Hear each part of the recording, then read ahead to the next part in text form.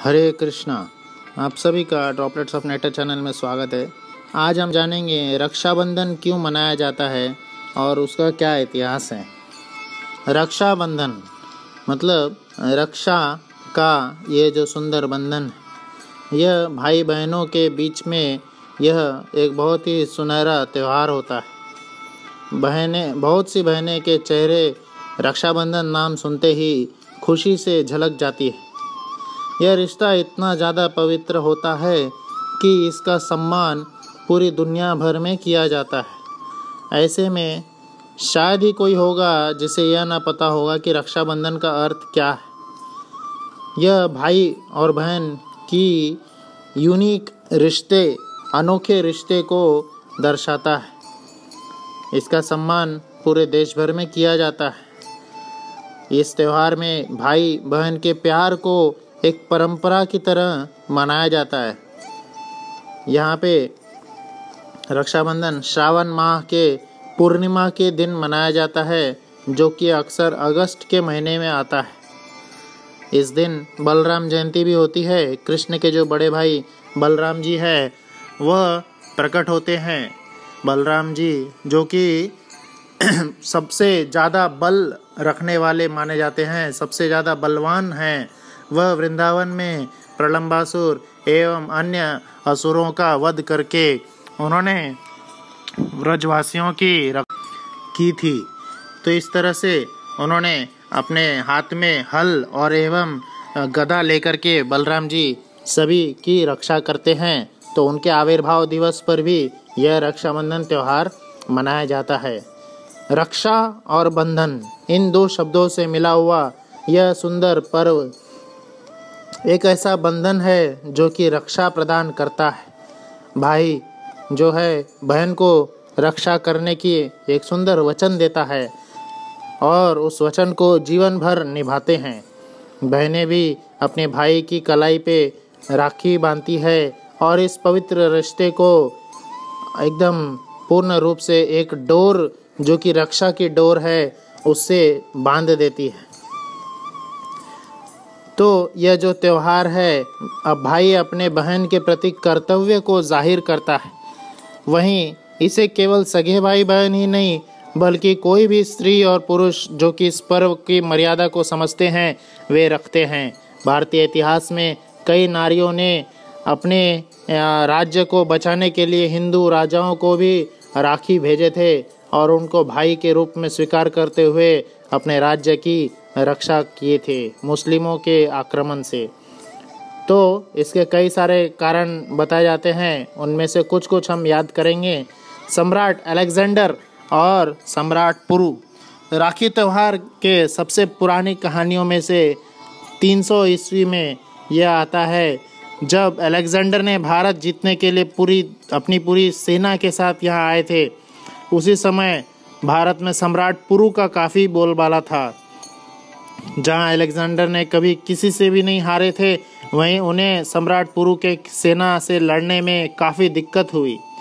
जब अलेक्जेंडर की पत्नी को रक्षाबंधन के बारे में पता चला, तब उन्होंने सम्राट पुरु के लिए एक राखी भेजी थी, जिससे कि वो अलेक्जेंडर को जान से न मार दे। तो इस तरह से उन्होंने रानी की बात मानी और अलेक्जेंडर पर हमला नहीं किया। रक्षाबंधन का यह त्यौहार वहाँ पे भी भाई बहन का एक अनोखा रिश्ता स्थापित हो गया। एक और आता है कि रानी कर्णावती और सम्राट हुमायूं के बीच में भी यह रिश्ता बहुत सुंदर रूप से मनाया था।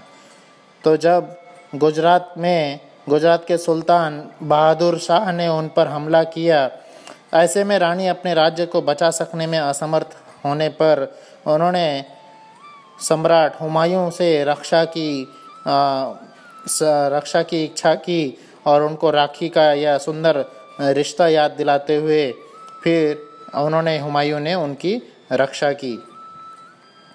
तो चित्तौड़ के इस आंगन में भी बहादुर शाह के सेना को पीछे हटना पड़ा और राखी का यह बंधन वहाँ पे भी काम आया। इंद्रदेव की कहानी भी आती है। भविष्य पुराण में यह लिखा हुआ है कि असुरों के राजा बलि ने देवताओं के ऊपर कैसे आक्रमण कर दिया था और इंद्रदेव बहुत ही क्षति पहुंचाई थी इंद्र को। इस अवस्था में इंद्र की जो पत्नी है सची देवी, वह विष्णु के पास जाती है और तब प्रभु विष्णु ने एक धागा सची को प्रदान किया और कहा कि वह इस धागे को जाकर अपने पति के कलाई पर बांध दे। और जब उन्होंने ऐसा किया तब इंद्र के हाथों राजा बलि की पराजय हुई। अब माता लक्ष्मी और राजा बलि की भी कहानी आती है कि असुर सम्राट बलि एक बहुत ही बड़े भक्त थे भगवान विष्णु के। बलि की इतनी ज़्यादा भक्ति से प्रसन्न होकर विष्णु ने बलि के राज्य की रक्षा स्वयं करने शुरू कर दी। ऐसे में माता लक्ष्मी इस चीज़ से परेशान होने लगी क्योंकि विष्णु जी अब वैकुंठ में नहीं रह रहे थे, सिर्फ माँ बलि के राज्य में रह रहे थे। तो एक ब्राह्मण औरत का रूप लेकर माता लक्ष्मी आती है और वहाँ पे हाथों में राखी भी बांध दी बलि महाराज के, और इसके बदले में उन्होंने विष्णु को वापस मांग लिए। तो इस तरह से भगवान विष्णु स्वयं वापस वैकुंठ चले जाते हैं और लक्ष्मी और बलि महाराज जो है भाई बहन का अनोखा रिश्ता उन दोनों में बन जाता है। कृष्ण और द्रौपदी भी इस भाई बहन के रिश्ते में बंधे हुए हैं। भगवान कृष्ण को द्रौपदी ने जब यह रिश्ता राखी बांधे थे तब उन्होंने भी उनका पूर्ण रूप से सहायता किया और कभी भी उनको आँच नहीं आने दी।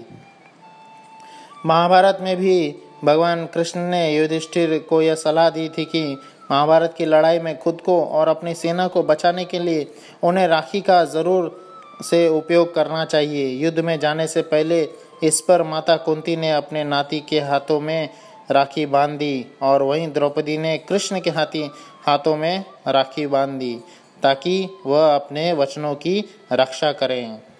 एवं प्रकार से यम और यमुना भी एक दूसरे के इस राखी के त्यौहार को बड़े सुख से मनाते हैं और दोनों भाई बहन इस राखी के त्यौहार पे जो भी यमुना में स्नान करता है तो यमराज उसे परेशान नहीं करते हैं और उसको यमलोक में नहीं जाना पड़ेगा। यह भी यमुना की इस रक्षाबंधन के उत्सव पे सुंदर वरदान है यमुना माता का हम सब के लिए। तो यह रक्षाबंधन का त्यौहार सभी के लिए कुछ न तो कुछ लेके आता है। आज भी हम अपने भाई बहनों की रक्षा करने के लिए कृष्ण से हमें आराधना करनी चाहिए क्योंकि कृष्ण ही परम पुरुषोत्तम भगवान हैं, वही सभी की रक्षा कर सकते हैं, वही सर्वोपरि हैं। तो आज के दिन भगवान को भी हमें राखी के त्यौहार में बांध के, राखी के बंधन में बांध के उनसे रक्षा की उम्मीद करते हुए उनसे यही कहना चाहिए, मैं हे भगवान, हे कृष्ण, आज से मैं आपका हूँ, आप ही मेरी रक्षा करिए, आप ही मेरी बागडोर संभाल लीजिए। हरे कृष्णा।